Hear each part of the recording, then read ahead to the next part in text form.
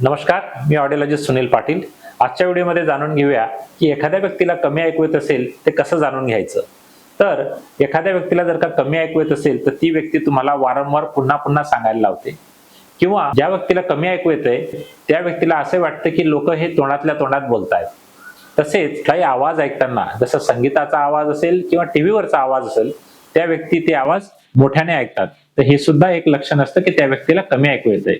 काही काही senior citizens मध्ये किंवा ज्येष्ठ नागरिकांमध्ये त्या व्यक्ती ह्या बोलताना मोठ्या आवाजाने बोलतात। कधी कधी ते सुद्धा एक श्रवण दोषाचंच कारण असू शकतं।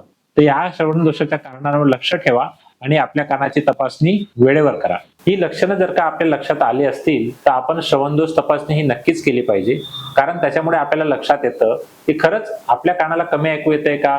कारण एखादी व्यक्ती सारखं सारखं तुम्हाला पुन्हा पुन्हा बोलायला लावत असेल, मोठ्याने आवाज ऐकत असेल, तर त्यांच्या दैनंदिन जीवनात बऱ्याच गोष्टींवर परिणाम होत असतो।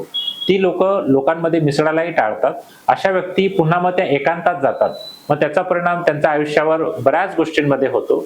जेणेकरून त्यांना या गोष्टींना सामोरे जायला नको म्हणून त्यांनी त्यांच्या श्रवण दोषाकडे किंवा हे जे मी लक्षणं सांगितले आहेत त्यांच्यावर जर का त्यांनी बारकाईने लक्ष दिलं तर त्यांना लक्षात येईल की हो, कदाचित आपल्याला कमी ऐकू येते आणि हीच त्याची लक्षणं असू शकतात। मग त्या व्यक्तीने त्यांच्या तपासणीसाठी किंवा त्याच्या ट्रीटमेंटसाठी त्यांना पुढचं पाऊल उचलायला जरा सोपं जातं। आणि ही जर का लक्षणं त्यांच्या लक्षात येत असतील तर त्या व्यक्तीला पुढचा उपचार करायला किंवा त्याच्यावर काही ऍक्शन घ्यायला लवकर मदत मिळते। आय होप ही माहिती तुम्हाला नक्कीच आवडली असेल। धन्यवाद।